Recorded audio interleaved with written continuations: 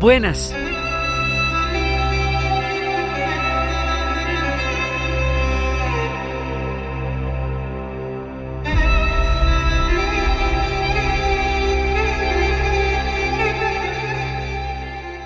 Hoy vamos a terminar nuestro viaje a Turquía con Chipre, porque es en la isla de Chipre, como les estábamos anunciando, en donde se juntan las historias de Grecia y Turquía. Y esta isla termina siendo la síntesis no solamente de la historia de Grecia y Turquía, sino de la historia del Mediterráneo, del Medio Oriente, del Levante, de las cruzadas, todo pasó por ahí. Está situada geográficamente en la esquina del movimiento del Mediterráneo. Habíamos comentado, por ahí empieza el Medio Oriente si uno viene de Europa. Por ahí empieza Europa si uno viene del Medio Oriente. Esa es la puerta al Mediterráneo, es el punto del Levante, es el punto más estratégico de las islas entre el Mediterráneo y el Medio Oriente, la isla de Chipre. Entonces llegar allá es encontrarse con una cantidad de densidades históricas que uno ni se imagina, porque eso es como pasando lista. Ella como tal, ella es chiquita. Ella tiene 9.000 kilómetros cuadrados, que en términos de una comparación con un territorio colombiano sería más o menos como los 3 departamentos del eje cafetero. Algo así como el territorio entre Risaralda, Caldas y Quindío. No es más. Pero el rollo que se arma ahí y toda la cantidad de historias que hay ahí son absolutamente increíbles. Esa isla es griega. Vamos a empezar por ahí. La isla es tan antigua, que la palabra cobre se nombró por la isla de Chipre. Es decir, en los comienzos de la historia de la isla encontraron allá un elemento que es el cobre, un metal que es el cobre, y resulta que por eso el cobre se llama cobre por Chipre, Cyprus. Sí, así es de antigua. Entonces, en la mitología griega, ¿por qué la isla es tan griega si realmente va a quedar es frente a Siria y debajo de Turquía? Si usted lo ve, digamos, en términos de presencia geográfica, queda frente a Siria y queda debajito de Turquía y queda, digamos, un poco debajo de lo que sería el mapa de Egipto. Todo esto le va a costar alguna cosa en algún momento. ¿Pero por qué es griega? ¿Por qué, digamos, la reclamamos dentro del grupo de islas griegas que fueron reclamándose una por una hasta constituir la nación griega después de la independencia de ellos? ¿Por qué? Porque en la teogonía, en el momento en que se creó el cosmos de los griegos, en la primera parte, Gaia y Uranos, la madre tierra, que ellos la llaman Gaia, se desdobla. Gaia va a crear sobre sí una proyección de ella misma, que es Uranos. Y Uranos y Gaia empiezan a tener hijos, pero Uranos es completamente celoso y empieza a ocultar sus hijos para tener la atención total de Gaia. Entonces, y los devora y los oculta y los aparta de Gaia. Uno de esos hijos es Cronos. Y Cronos, que vio ese mecanismo de su padre para separarlos de su madre Gaia, decide una cosa brutal que inicia además una serie de ciclos dentro de la mitología griega, y es que castra a Uranos. Lo castra con una hoz que se encuentra por ahí, y al castrarlo, los genitales de Uranos se van a juntar con la espuma del mar, y de los genitales de Uranos y de la espuma del mar va a nacer la diosa Afrodita. Además, frente a la playa de Pafos hay 2 piedras, es en la segunda piedra. Ahí fue la castración de Uranos, ahí exactamente ahí enfrente. Esto es tan específico geográficamente como son las apariciones y los rasgos teológicos en el resto del planeta y en el resto de las religiones.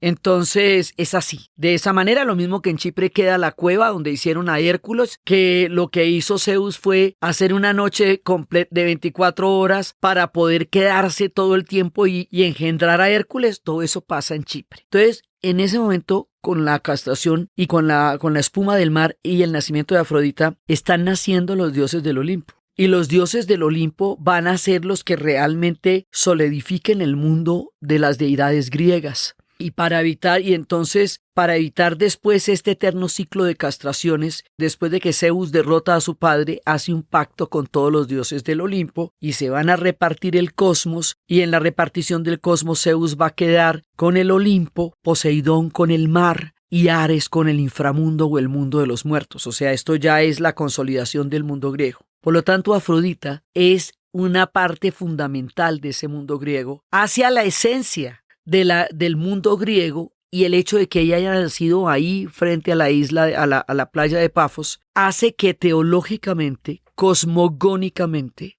Chipre sea una isla griega.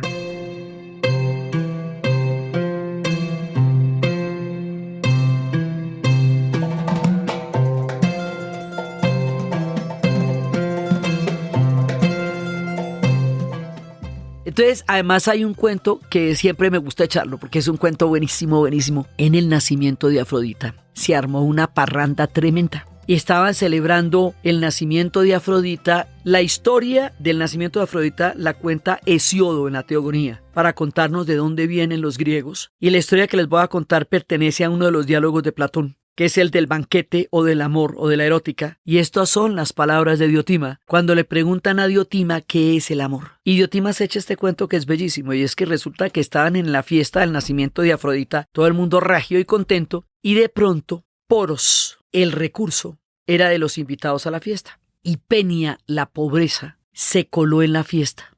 Se metió ahí sin que nadie se diera cuenta. Y cuando vio a Poros completamente borracho, porque estaban en un parrandón total, ella aprovechó la borrachera de él, le hizo el amor y le engendró un hijo. Ese hijo es hijo de la pobreza y del recurso.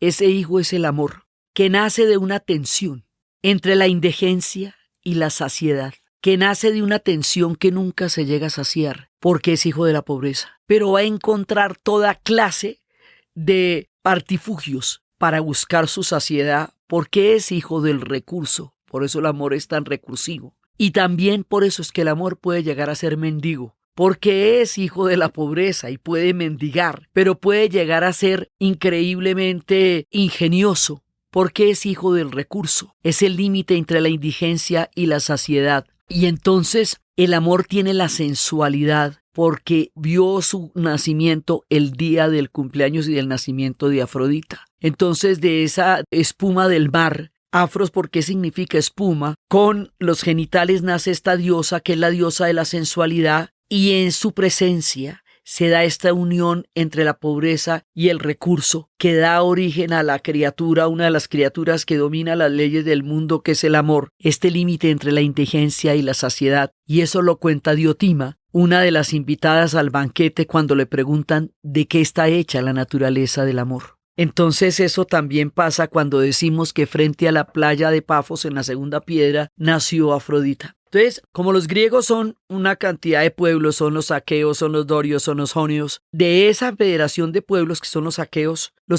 son los primeros que van a habitar Chipre. Eso hace mucho, mucho tiempo. Entonces, la naturaleza, el origen, el primer contacto con la antigüedad y con la habitación de civilizaciones es griego, es aqueo. O sea, es de primera cepa, que son los aqueos, ¿sí? Entonces, de ahí en adelante van a pasar 1000 cosas. Esta es como la impronta griega de la isla, y es importante tener esto en cuenta porque todo lo que les voy a contar se basa en el hecho de que ellos son griegos, que ahí nació Afrodita, y porque ahí llegaron los aqueos en primera instancia. Entonces, ahí se va a desarrollar la cultura griega en plenitud, lo mismo que en todas las demás islas que estábamos contando, lo mismo que en las Cícladas, lo mismo que en el Dodecaneso, lo mismo que en el Peloponeso, lo mismo que en Creta, lo mismo que en la península Ática y lo mismo que en el occidente de Turquía, que estábamos explicando por qué toda esa zona, quedando en Turquía, es griega. Entonces, eso es la primera parte. Después van a seguir con toda la secuencia histórica de la historia de los griegos, más el camino por el Medio Oriente. El hecho de que estén ahí quiere decir que eso va a ser un importante influjo fenicio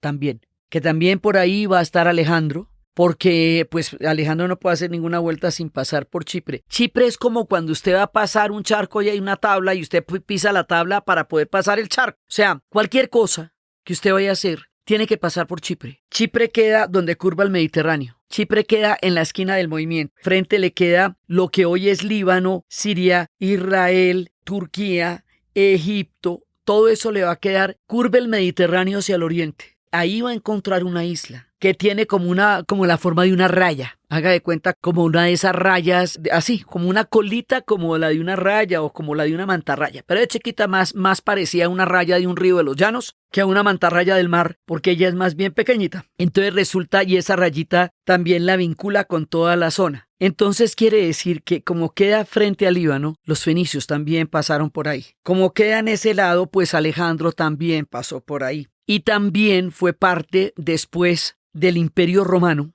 de la primera parte del Imperio Romano, y después de ser parte del Imperio Romano, siguió siendo parte del Imperio Romano de Oriente, en la medida en que habíamos visto que el imperio que se va a decaer, el que va a entrar en esa eclosión, va a ser el Imperio Romano de Occidente. Pero el Imperio Romano de Oriente se va a mantener y por lo tanto se va a mantener en Chipre.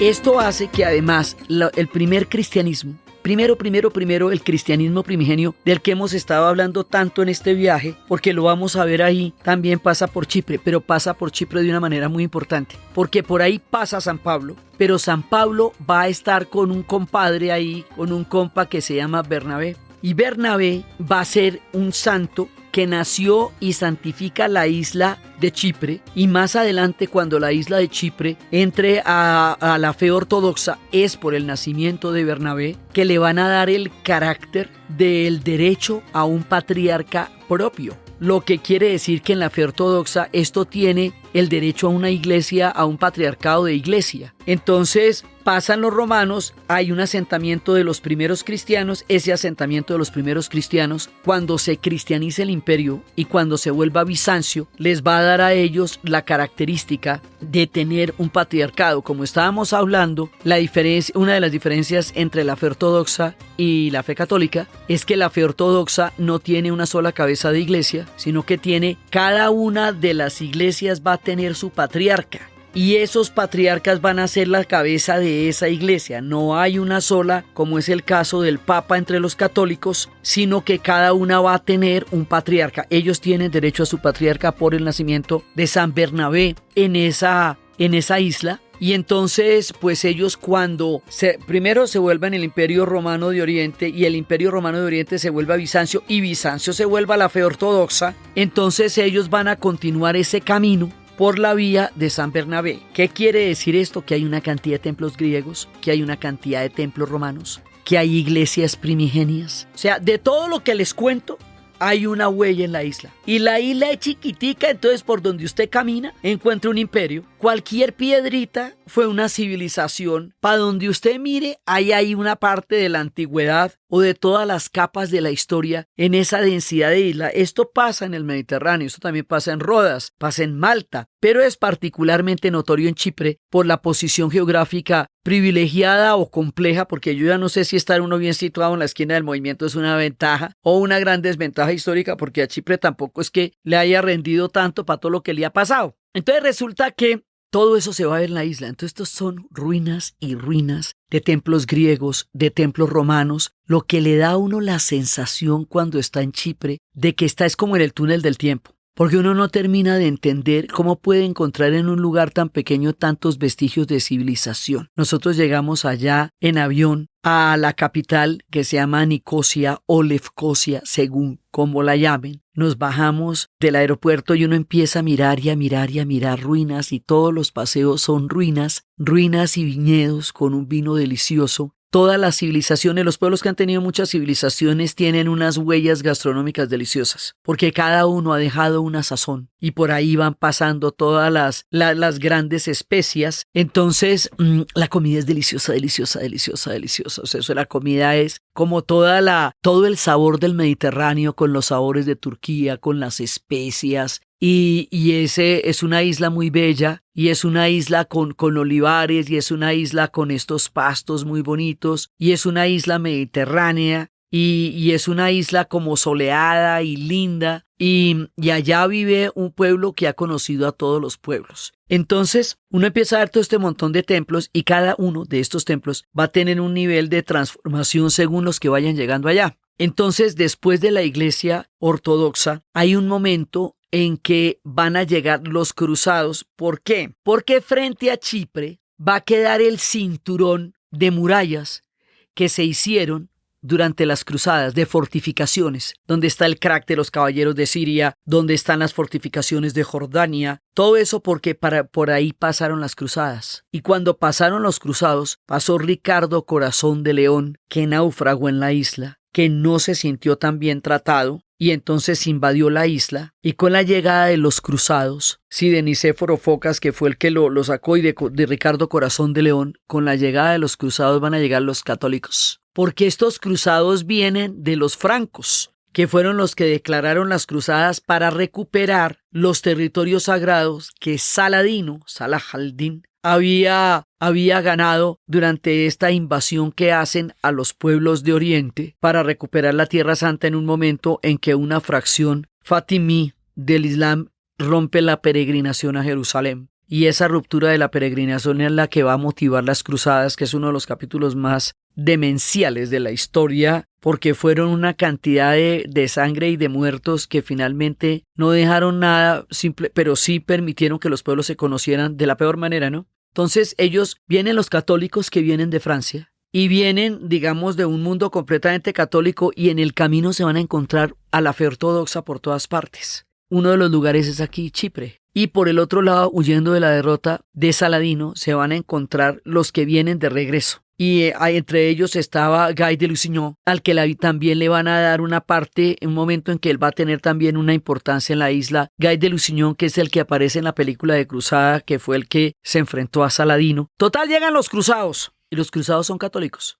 Y entonces aquí están los griegos, que luego se volvieron romanos, que luego se volvieron ortodoxos, que se van a encontrar, y que además estuvieron los fenicios ahí, y ahora se van a encontrar con los católicos, que son los cruzados. Y más adelante, el reino veneciano va a volverse el reino más importante del Mediterráneo. Cuando nosotros hablamos de la Edad Media, hablamos de la Edad Media como de esos 5 países que quedaron aislados del mundo durante un largo periodo de tiempo. De Francia, de Inglaterra, de Alemania y del norte de Italia. Pero resulta que Venecia y Ragusa, de la que hablábamos cuando estuvimos en nuestro viaje por los Balcanes, ellas eran las señoras del Mediterráneo y tenían una influencia verdaderamente importante. Entonces, los venecianos, que eran los reyes de los mares, van a invadir Chipre también.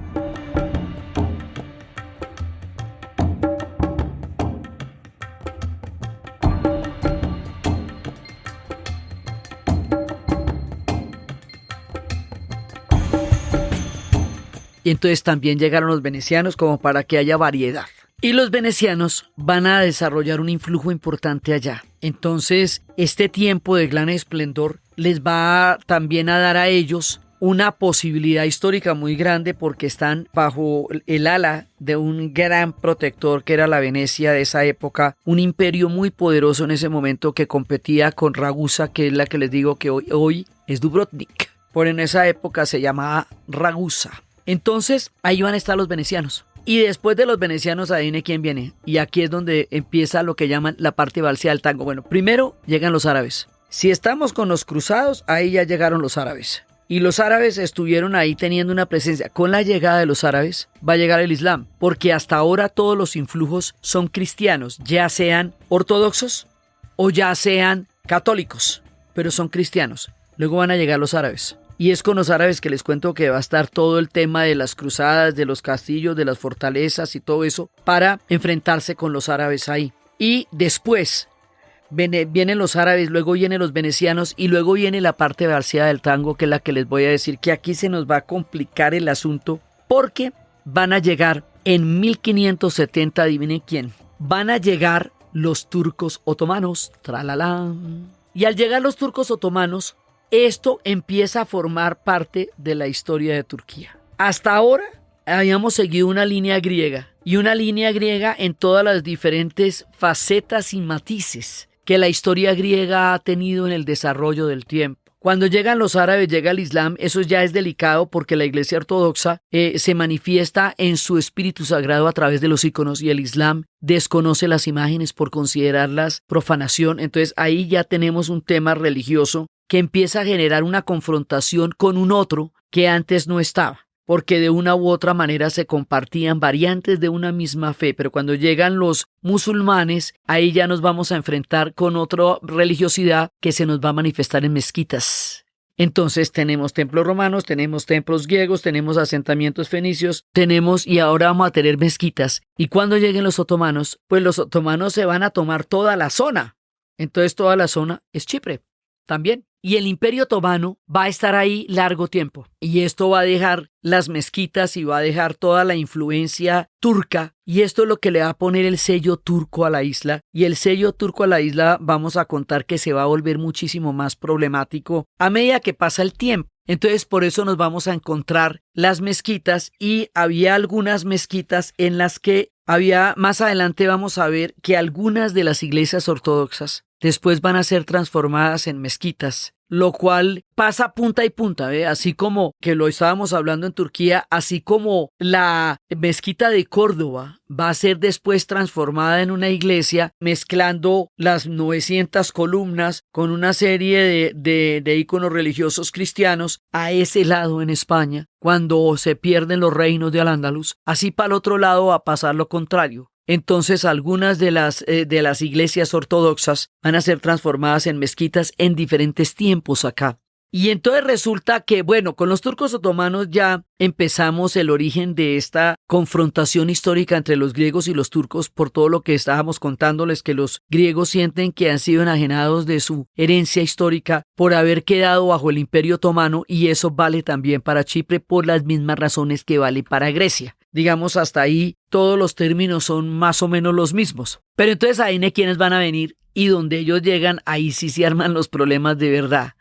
Los británicos. Sí, ¿y los británicos por qué? Oye, ¿qué fue? Pues imagínate que los británicos están construyendo el Canal del Suez. Y en la construcción del Canal del Suez, Chipre queda derechito. Usted hace así, separa la uña del mapa para arriba y ¡can! Ahí le da Chipre. Entonces, los británicos, que empiezan toda su expansión hacia el Medio Oriente, que van a terminar repartiéndose el Imperio Turco Otomano, en ese momento hay una guerra de poder muy grande entre los rusos, entre el Imperio zarista que se está expandiendo por todas partes, y el Imperio Otomano. Y esa guerra entre el Imperio Otomano y el Imperio ruso zarista es la que llamamos el Gran Juego. Y es una estrategia, un ajedrez geopolítico muy tremendo que va a desaguar en la guerra de Crimea. Eso es uno, digamos, de los grandes tableros de ajedrez geopolítico que ha habido. Es el Gran Juego. Entonces los británicos hacen la siguiente maniobra. Van y le piden a los otomanos la administración de la isla de Chipre, a cambio para poder echarle un ojito al Canal del Suez, que es tan absolutamente estratégico porque es el primer canal interoceánico que liga continentes a Asia, África y Europa, y si usted no pasa por el Canal del Suez le toca hacerse una magallanada, le toca irse hasta el Cabo de la Buena Esperanza para devolverse, y esto es ya demasiado grande. Entonces, para poderle echar un ojito al canal desde ahí, eso que se levanta uno por la mañana y mira por la ventana a ver cómo anda el canal, entonces ellos le ofrecen a cambio a los otomanos el apoyo que necesiten en su guerra contra los rusos. En el Gran Juego se ponen del lado de los otomanos. La cosa con los otomanos es de una doble moral muy extraña, porque imagínate que los franceses, que son tan católicos y tan cruzados, hubo tiempos en que se aliaron con los otomanos contra los españoles. Entonces, pues ahí hay una cantidad de hipocresías históricas, porque se supone que eran los enemigos de todos, pero por debajo de la mesa se unían con ellos y les hacían coquitos. En este caso, los británicos les piden la administración de la isla a cambio del apoyo del imperio a Turquía en sus enfrentamientos imperiales contra Rusia. Entonces están los británicos, que de paso son protestantes, como para que haya variedad, ¿no? Entonces, como para que no nos quedemos así, pues, cortos de religiones. Y los británicos van a hacer una de esas maniobras que yo me enteré ahí, y esa maniobra va a ser muy grave. Ellos van a dejar unas bases. Primero, la primera maniobra es este protectorado, esta administración, que es una manera muy moderada, muy eufemística de tomar el control de la isla, como una mancomunidad. Présteme la isla para yo echarle un ojito al Canal del Suez. Entonces, en ese tiempo va a estar bajo la administración de los británicos. Entonces, cuando llegue la época de las guerras de independencia de los griegos y los griegos empiecen isla por isla a conquistar cada una de esas islas para reconstruir la nación histórica y cultural que ellos habían tenido, se van a encontrar con que Chipre está ahí con los británicos y ya en principio Chipre está difícil de recuperar históricamente y con toda la importancia que tiene para la cultura griega. Luego viene la Primera Guerra Mundial y Chipre pues va a ser así clave, pero después es que pasa el truquito que les voy a contar y este truquito que les voy a contar uno no se lo imagina. Aquí hacemos una pausa y en esta pausa les contamos una historia.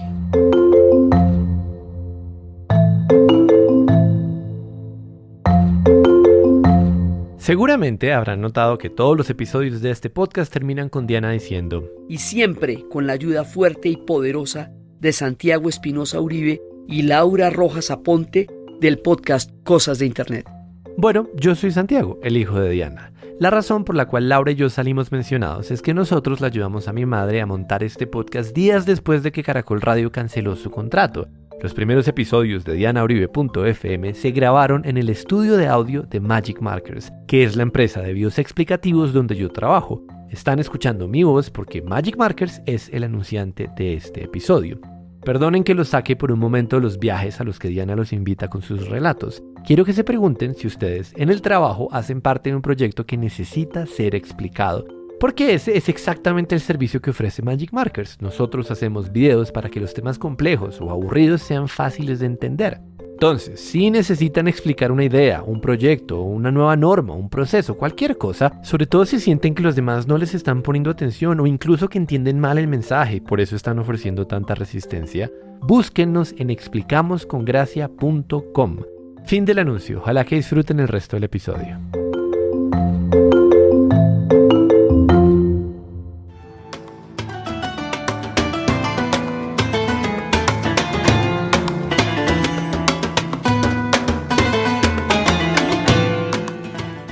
Resulta que cuando los chipriotas van a empezar a buscar su independencia, ellos se van a independizar en 1960, recientemente, en el siglo XX. ¿Para qué se van a independizar? Para formar parte de Grecia. Porque ellos quieren formar parte de Grecia, porque forman parte de Grecia. O sea, porque son griegos.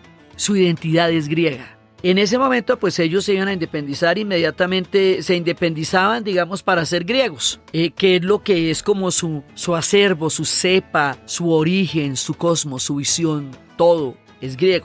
¿Cómo te parece que los británicos habían hecho otro trato a puerta cerrada con los turcos? Y le dijeron a los turcos, después de la Primera Guerra Mundial, cuando estalla la Segunda Guerra Mundial, ellos le dicen a los turcos, ya no otomanos, ya modernos, ya de Ataturk y todo eso, que a cambio de la neutralidad de los turcos en la Segunda Guerra Mundial, no les voy a pedir que se pongan en contra de los alemanes porque los alemanes son unos viejos aliados de ustedes, es meterlos en un lío muy grande, pero que tampoco nos ataquen a nosotros, que ese es sano, quietico ahí.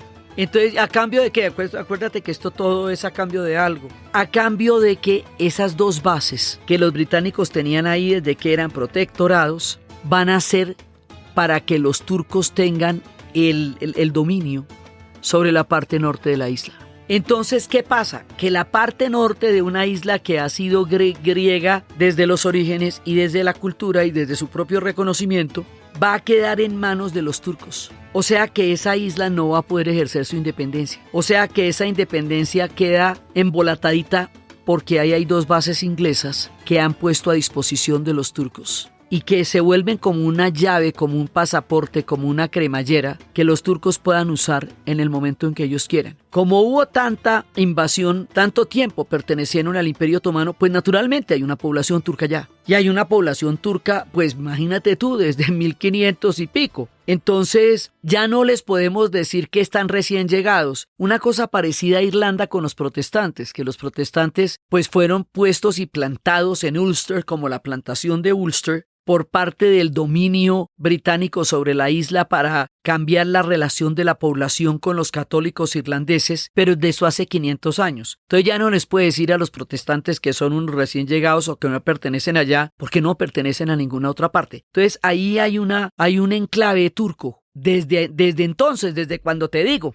Entonces, esto hasta ahí está, pues digamos, como maluco el detalle, hartón a la vaina, porque ¿cómo así que van a hacer un trato secreto? Teniendo en cuenta además que después de la Segunda Guerra Mundial, cuando se repartieron el mundo en la conferencia de Yalta, Churchill y Stalin pactaron que Grecia iba a quedar del lado occidental y Polonia del lado de Stalin, y le entregaron Polonia a Stalin cuando tenían un gobierno en el exilio en Londres, un gobierno polaco en el exilio en Londres, y le entregaron todo el territorio de Polonia a Stalin. Pues de los mismos creadores, quedándose ellos con Grecia, teniendo a Grecia en la Europa occidental, dentro del reparto del mundo después de la Segunda Guerra Mundial. Sin embargo, Chipre, en la parte norte, está empeñado a los turcos por un tratado secreto de las bases. Porque es que el problema es que todo esto son tratados secretos. Ni los chipriotas sabían, ni los griegos sabían, sino que el golpe avisa. Ahí hay un problema que no entendemos cuál es, y cuando entendemos cuál es, ahí está una promesa, ¿sí? Entonces, estas cosas generan unos problemas históricos muy graves. Lo mismo que haberle prometido a los judíos en 1917 que en la tierra llamada Palestina existiría un Estado judío en plena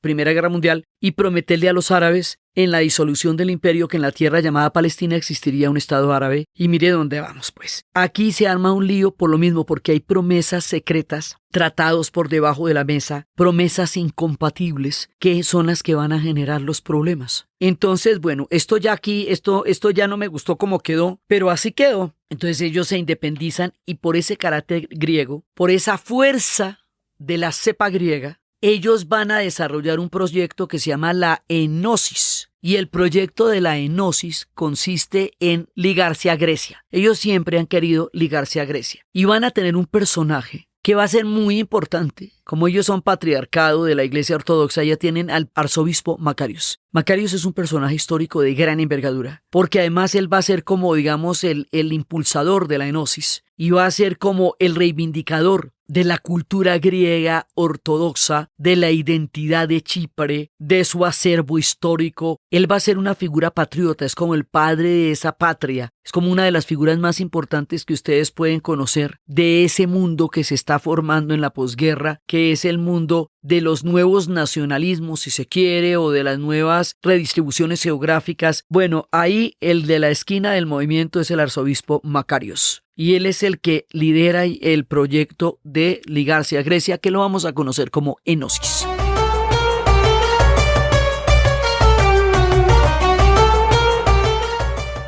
Entonces, bueno, ahí está la cosa. Pero imagínate que Grecia, más adelante, hacia los 70s, va a tener un tema, y es que hacia los 70s va a haber un golpe de Estado en Grecia por unos coroneles que van a ser bastante rudos y bastante despiadados, y que en ese momento se habían ido en una gira Irene Papas, Kazantzakis, Theodorakis, todos los grandes intelectuales y artistas griegos de esa época, que era una generación muy brillante, y resulta que no puede volver. Los declaran en el exilio porque hay un golpe de Estado, y ese golpe de Estado va a generar un nivel de represión brutal sobre Grecia. Hay una película de Costa Gabras. Costa Gabras es el autor del cine político por excelencia, y él va a hacer una película que se llama Zeta, que significa está vivo, y eso lo va a hacer con el protagonista, que es Yves Montand, que lo matan en los primeros 5 minutos de película, y el resto de la película es tocando el tema de que lo mataron en los primeros 5 minutos de película. Y entonces resulta que, mientras tanto, surge un movimiento armado en Chipre que se llama el EVOK, que es un movimiento, digamos, de la enosis, pero armado. Entonces hay un brazo político, hay un brazo religioso y hay un brazo armado para garantizar que se pueda anexar esta isla a Grecia. Todo el tema es anexarlo a Grecia. Cuando hay ese golpe de Estado, en ese momento los turcos dicen: un golpe de Estado puede romper todos los tratados que tengamos, desconocer todos los acuerdos que hagamos, porque los golpes de Estado, como son una fractura de los órdenes democráticos, también pueden serlo de todos los tratados que se hayan hecho. Los golpes de Estado son peligrosísimos, porque los golpes de Estado no tienen ningún tipo de vínculo con ninguna legalidad, porque de hecho no lo son. O sea, un golpe de Estado es un desconocimiento de un Estado de Derecho, y en un golpe de Estado la gente que lo hace va y hace lo que le viene de las narices. Por eso son tan peligrosos y tan hartos. Entonces, estando en este golpe de Estado, los turcos dicen: no, si hay un golpe de Estado y hay un movimiento armado en la isla, de Chipre, pues qué tal que se unan a los griegos y desconozcan nuestro tratado con los ingleses y nuestro derecho a la isla y la protección de los civiles que hay allá, que es un enclave de turcos que están allá desde la época del Imperio Otomano. Vamos a invadirlos y los invaden. Los invaden con 40,000 soldados. En esto Turquía tiene uno de los ejércitos más grandes. Los invaden y les pegan una invadida. Y la invadida es brutal. Y la invadida desaparece gente, mata gente, genera un sufrimiento. Ellos tienen un documental que es la línea Tila, porque se llama la línea. Lo que les voy a contar ahorita, dicen que ellos violaron a Chipre. Y violaron, esa es la palabra que utilizan, y violaron al Chipre griego. Y resulta que así, de buenas a primeras, van a hacer una raya y van a dividir la isla, un muro para dividir la isla, entre la parte chipriota griega, greco-chipriota, y la parte turco-chipriota. Y la dividen y hacen un muro, muro. ¿Sí? Y entonces la isla queda dividida y hacen una bandera que es la contraria a la bandera turca, porque la bandera turca es roja con la media luna y la estrella, y la bandera turco-chipriota es blanca con la estrella roja y la media luna roja. Y la ponen desde donde se puede ver al otro lado de la isla y la prenden de noche como para sacarle la lengua. Entonces, esto es un acto de provocación cotidiano.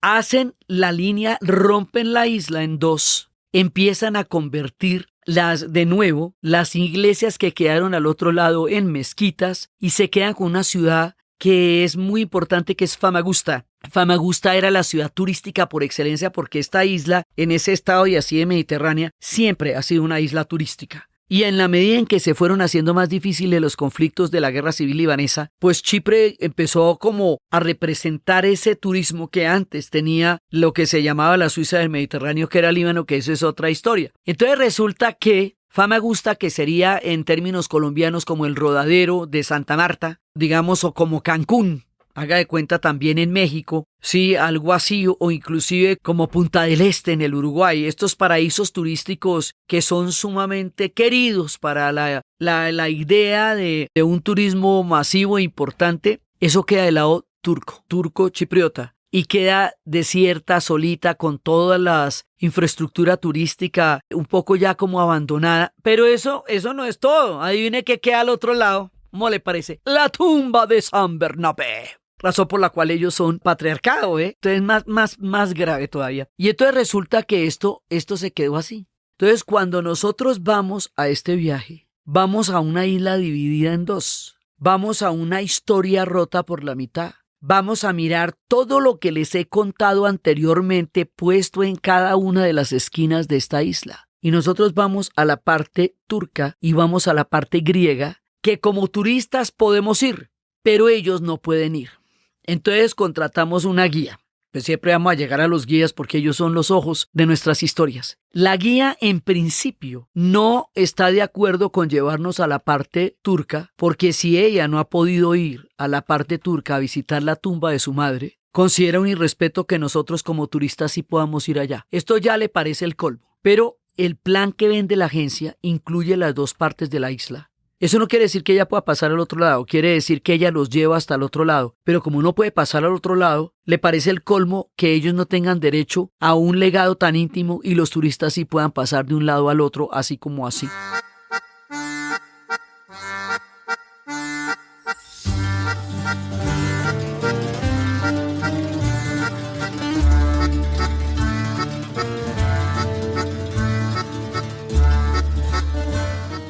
Entonces empezamos a ver que la guía va a tener un problema y es que cada vez que entramos a algo que es una mezquita, que en algún momento fue una iglesia, ella se aleja. Al principio parece una cosa casual, al principio no parece tan severo, pero luego nos cuenta que ella no puede bajo ninguna circunstancia entrar en lo que fue una iglesia ortodoxa y se haya convertido en una mezquita, porque eso va en contra de su fe. Entonces empezamos a ver la primera huella así tangible del odio, porque lo que les digo, los guías pertenecen, y en la medida que pertenecen, la historia que nos están contando es la de la vida de ellos, y es la historia de sus parientes, de sus antepasados. No es una historia que uno lea en un libro, es una historia que se ha vivido. Entonces la parte griega es muy europea, Y la parte griega es griega, lo mismo que cuando uno está en Grecia y lo mismo que se vio en Rodas y tiene todo.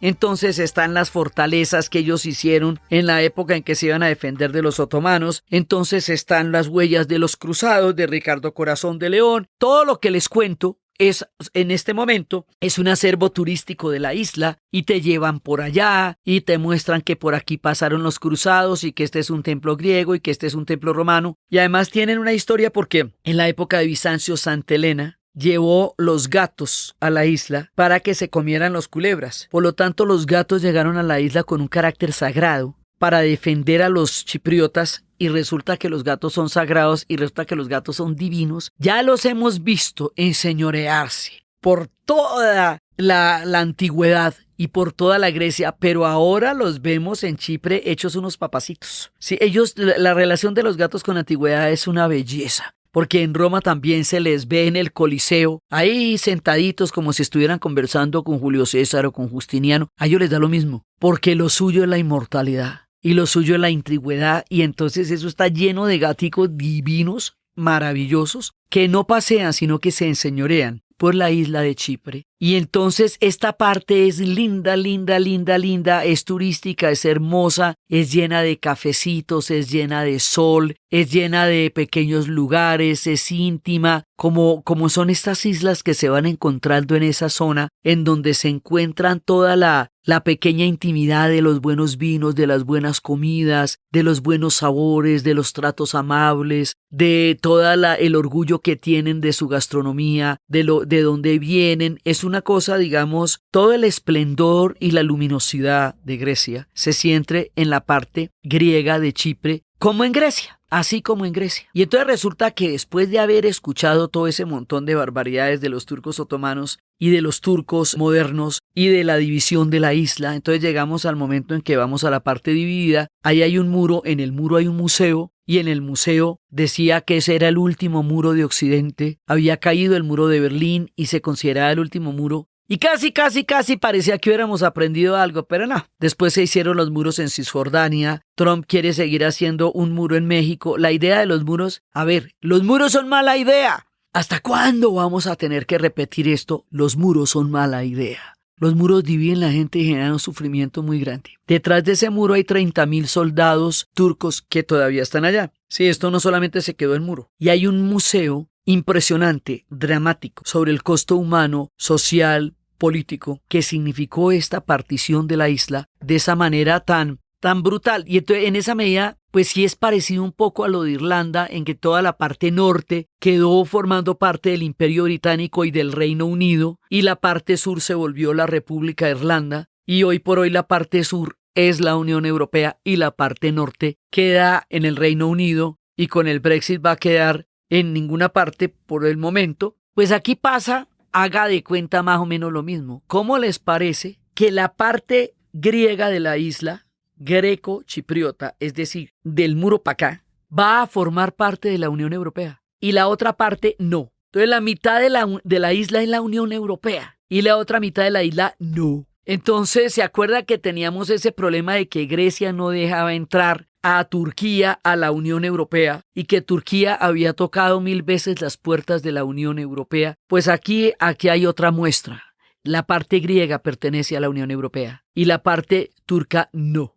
Entonces ahí no solamente hay un muro, sino que ahí hay una barrera geográfica, una barrera geopolítica, una barrera comunitaria, una barrera económica. Entonces la capital de la parte turca se llama Larnaca, porque esto tenía una serie desde las épocas en que eran pequeños reinos griegos, había diferentes reinos, Limosol, Larnaca, y esos se van a volver después ciudades capitales. Entonces la capital es Larnaca en el norte, y en el otro es Nicosia, que también podemos llamar Lefkosia, y según la llamamos, entonces es turca o griega como Derry o Londonderry, que si decimos Derry estamos hablando desde el punto de vista de los católicos irlandeses, y si decimos Londonderry estamos hablando desde el punto de vista de los británicos. Haga de cuenta, pero esto es chiquis, sí, esto es pequeñito y tiene 1 millón de habitantes en total, esta rayita que flota en el Mediterráneo que es Chipre. Entonces nosotros vamos a llegar con esa carga histórica tan fuerte, con esa idea griega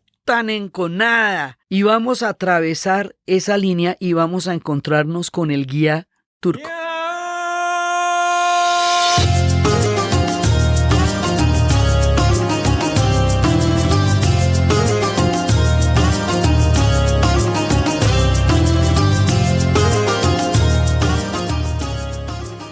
Y el guía turco, después de todo lo que nos han venido contando y después de toda esa cantidad de resentimiento histórico, pues mínimo de comía a los niños crudos por la mañana, pues porque con toda esa cantidad de proyecciones espantosas sobre los turcos. Oiga, y el guía era una dulzurita, un peladito recién salido de la adolescencia, con los ojitos verdes, dulce él, tímido. Entonces yo le decía al grupo, mire, ¿sí ve? Así son las cosas. Una línea geopolítica, una división armada, una historia de odio, de resentimiento y de miedo. Y las personas lo que son es personas, ¿ve? Normales, a lo bien. Míreme este guía con esos ojitos. ¿Tiene él la cara de ser el agresor del Imperio Turco Otomano?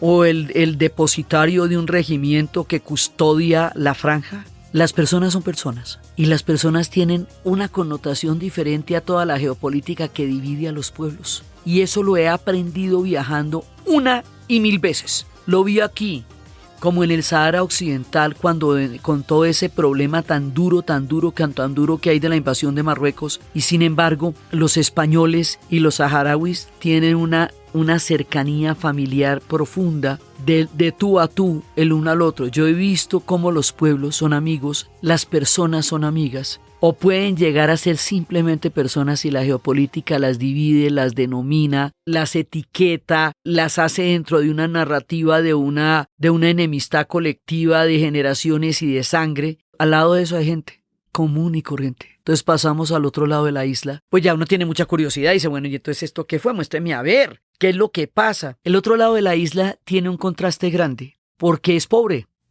y abandonadito y sin mucho empleo. Y se veía mucha gente por la calle, mucha gente sin trabajo. O sea, no tenía, en ese momento no tenía las ventajas que tenía la parte griega, lo cual además producía un problema de diferenciación económica, claro, porque la vida era mucho más chévere y mucho más luminosa y mucho más productiva y mucho más boyante del lado griego y mucho más dura, con mucho más desempleo, del lado turco. Entonces el lado turco no tenía en ese momento el brillo que le habían puesto al lado griego, porque lo que hicieron fue poner la parte griega como una tacita de plata, meterle todo lo que pudiera para que fuera divina.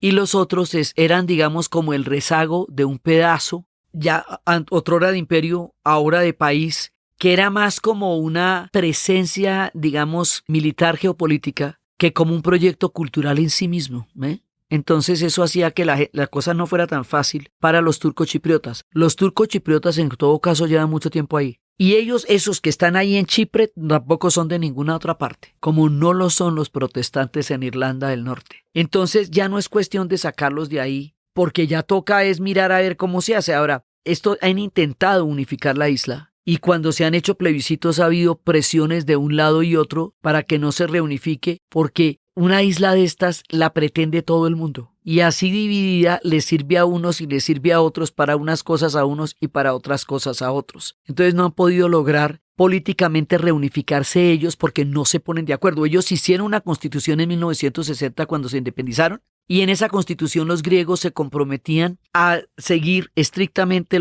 respetar los derechos civiles de los turcos. Pero los turcos nunca sintieron que los griegos los trataran de igual a igual, sino siempre se sintieron discriminados, y los griegos sintieron que por qué tenían que compartir una isla que en todo caso era de ellos, ¿sí? Y que los otros eran una minoría, casi que un accidente histórico de la presencia del Imperio Otomano allá. Entonces la Constitución no satisfizo a nadie, y la Constitución no sentó las bases para que se pudiera dar un principio de unidad. Y luego cuando se hicieron los plebiscitos tampoco lograron efectuarse de manera que reunificaran la isla, y de todas maneras siguen tratando de hacerlo. Entonces, y eso es muy complicado porque los unos quieren ser griegos, los otros son turcos y quieren ser uno solo, greco-turcos, un solo Chipre, partido por la mitad. Y entonces, pues uno lo que ve es una isla rota, una isla dividida. Pero lo interesante es que ellos tienen un turismo muy grande a pesar de tener una cicatriz en la mitad de la cara, a pesar de tener todos estos problemas, a pesar de tener todas estas tensiones. Ellos tienen una isla turística. Ellos lograron por lo menos mantener la condición turística que es fundamental para ellos, a pesar de no haber resuelto las tensiones históricas. Y ahí nos muestran los dientes los unos y nos muestran los dientes los otros, pero se puede pasar de un lado al otro. Nosotros sí, los turistas, ellos no. Lo cual sigue siendo una cosa muy agresiva para ellos, porque mantienen una tensión que el mundo puede ver, pero que ellos no pueden resolver. Es bien raro, pero uno puede ir de un lado al otro, no hay restricciones, ahí se necesitan documentos para pasar al otro lado, pasaportes, o sea, ahí hay una frontera, esa línea es una frontera, pero tú sigues estando en la isla y puedes pasar de un lado al otro de la isla. Entonces, eso sí fue de los sitios más raros, además porque yo fui a Chipre mucho tiempo antes de ir a Irlanda. Entonces no había experimentado lo que es un territorio dividido dentro de una misma geografía, como se ve en Irlanda, y me sorprendió muchísimo y nos sorprendió muchísimo a todos evidenciar toda esta fractura y a la vez a esa existencia de una u otra manera dentro de todas las condiciones históricas tan complejas que toda esta referencia histórica que les he estado contando se necesitan para saber a dónde llegó uno. Imagínense donde se necesita un cuento como el que les acabo de echar solamente para saber dónde aterrizó uno y de dónde vienen esas uvas. Y cada uno dice, como lo dicen en Turquía y lo dicen en Grecia, que ese es el plato típico de Turquía, y el otro dice que ese es el plato típico de Grecia y que esa es la comida más griega que hay, y los otros dicen que esa es la comida más turca que hay, y es el mismo.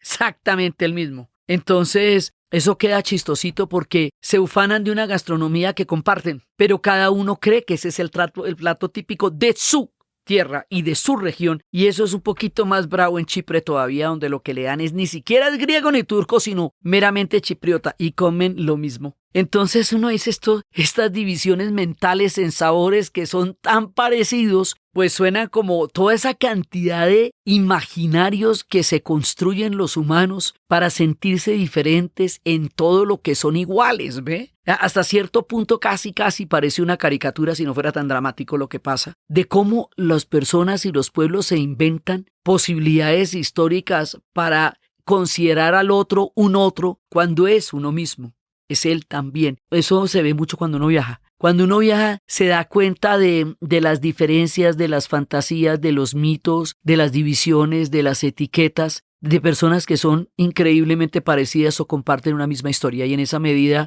uno relativiza también la historia de donde uno viene.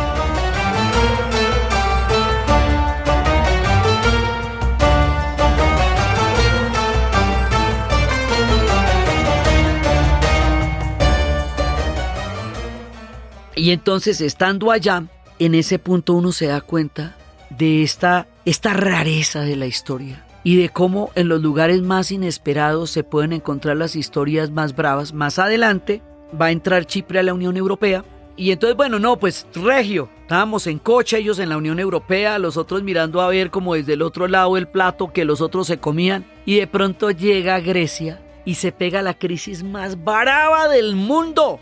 La crisis griega, donde no solamente Grecia en el 2008 las pasó terrible, sino que Europa la abandonó. Le refinanciaba a los bancos, pero no la sociedad. Y entonces adivine quién salió perdiendo de ahí también. Pues Chipre. Entonces esa parte griega que está en la Unión Europea, que aparentemente estaba en la pomada, que estaba en la esquina del movimiento, va a llevar del bulto con la crisis griega también. La van a manejar un poco mejor, la van a diferir de otra manera, y en la medida en que por debajo de cuerda se les acusa de ser un paraíso fiscal, lograron tener un poco más de recursos para poder capotear semejante vendaval, pero también les dio duro la crisis griega. Entonces, ¿qué pasa? Que ellos están amarrados a los destinos de los pueblos cuya identidad ellos forman parte de. Entonces, si hay una crisis en Grecia, pues eso se lleva a Chipre por delante. Sí, y cualquier cosa que pase en Turquía también va a influir sobre Chipre en la parte norte de la isla. Son como dos estaditos en una misma isla que es chiquitica. Entonces, ¿cómo les parece que con el drama de los refugiados tan bravos y con esos acuerdos que hicieron los europeos para que los turcos, a quienes nunca los dejaron entrar a la Unión Europea, reciban todos los refugiados que ellos no quieren a cambio de un dinero Sí, que no les han terminado de pagar. Y teniendo en cuenta que la crisis de refugiados va a llegar toda a la isla de Lesbos en Grecia, pues estos, en la medida en que también forman parte de eso, van a recibir de frente también la crisis de los refugiados, con mayor razón por toda la condición histórica, y los refugiados vienen de toda la cantidad de problemas no resueltos del mundo de la descolonización africana, que eso es otro problema y eso es otro programa, y hay una responsabilidad histórica que se desconoce respecto de eso, y es uno de los dramas más duros, y estos pues también le va a tocar a Chipre por punta y punta, por los tratos que hizo Turquía con Europa y por la cantidad de gente que llegó a la isla de Lesbos y que entra a las islas griegas. Entonces, esta islita está al vaivén de la geopolítica como un barquito de papel, sí, en un remolino. Y para donde sople el viento, se la va a llevar. Y siempre ha sido así. Entonces ellos han aprendido a tener un poco de tesón y han aprendido a tener espuela para que les pasen los imperios por un lado y les pasen los imperios por el otro y ellos sigan ahí en la isla porque han visto de todo, te digo, de todo como en botica ha pasado allá. Por eso les decía que era tan interesante el llegar a Chipre, porque las dos historias que hemos hablado desde cuando estuvimos contando la historia de la Turquía griega y desde cuando estuvimos contando la historia de la identidad turca, se nos van a mezclar en la isla de Chipre, que ha conocido esplendores y miserias desde los días del nacimiento de Afrodita hasta los tiempos actuales. Entonces, por eso, en este híbrido de la historia, en este remolino de los vientos, en estas huellas de todos los pasados y de todos los imperios, en este túnel del tiempo, en esta exquisita gastronomía, y en esas uvas y en esos vinos se condensa la historia. Y para terminar nuestro viaje, vamos a leer algo que yo siempre he considerado que todo viajero debe leer antes de emprender los viajes. Hay un poeta en Alejandría que se llamaba Constantino Cavafis. Y Constantino Cavafis hizo un poema que inmortaliza el sueño de viajar, la importancia de viajar y la delicia que al alma enriquece el viajar. Es el viaje a Ítaca. Y con el viaje a Ítaca es que quiero terminar nuestro recorrido por la mágica y mística Turquía, por todos los acervos de la historia griega y por ese mundo híbrido y mixto que es esta isla de Chipre. Cuando te encuentres de camino a Ítaca, desea que sea largo el camino, lleno de aventuras, lleno de conocimientos. A los lestrigones y a los cíclopes, al enojado, al colérico Poseidón no temas. Tales en tu camino nunca se encontrarán si mantienes tu pensamiento elevado y selecta tu emoción y tu espíritu, y tu cuerpo tienta a los cíclopes y a los lestrigones. Al fiero Poseidón no encontrarás si no las lleva tu alma dentro de ti, si tu alma no los coloca frente a ti. O sea, los monstruos los lleva uno por dentro, no se los encuentra si no los tiene. Desea que sea largo el camino, que sean muchas las mañanas estivales. Con qué alegría, con qué gozo arribes a puertos nunca antes vistos. Detente en los emporios fenicios y adquiere mercancías preciosas, nácares y corales, ámbar y ébano, y perfumes sensuales de todo tipo. Cuanto más perfumes sensuales puedas, ve a las ciudades egipcias, a muchas, y aprende de los instruidos, de los sabios. Ten siempre en tu mente a Ítaca. La llegada allí es tu destino. Pero no apresures tu viaje en absoluto. Mejor que dure muchos años y ya anciano recales en la isla, rico con cuanto ganaste en el camino, sin esperar que te dé riquezas, Ítaca. Ítaca te dio el bello viaje. Sin ella no habrías emprendido el camino, pero no tiene ya nada que darte. Y si pobre la encuentras, Ítaca no te engañó. Así sabio como te hiciste con tanta experiencia, comprenderás qué significan las Ítacas.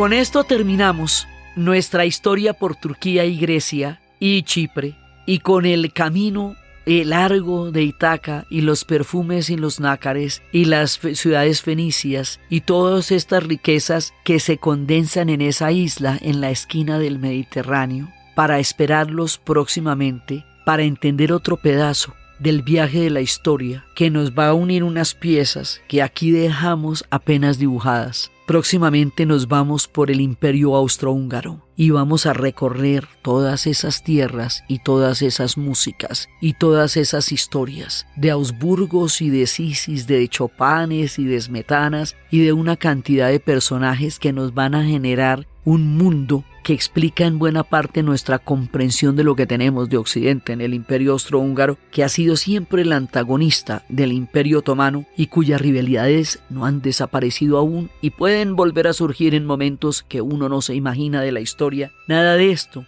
es nunca pasado.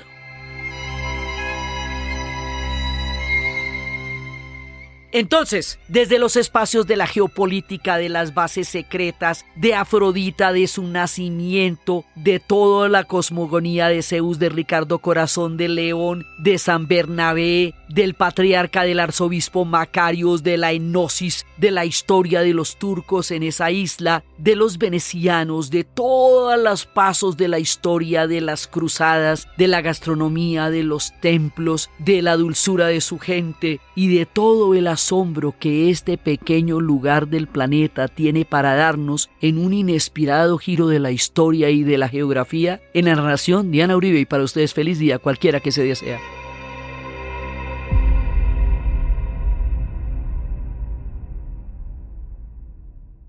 Quiero recordarles que en la página dianauribe.fm pueden encontrar las notas y el playlist de las canciones que mencionamos durante el episodio, para que las escuchen, para que las disfruten, para que se las oyen. Este podcast fue posible gracias a la ayuda del equipo de la Casa de la Historia, Diana Suárez, Milena Beltrán y con la colaboración de Daniel Moreno. Fue grabado en Los Gatos Estudio y editado por Sebastián Payán de 070 y siempre con la ayuda fuerte y poderosa de Santiago Espinosa Uribe y Laura Rojas Aponte de Podcast Cosas de Internet.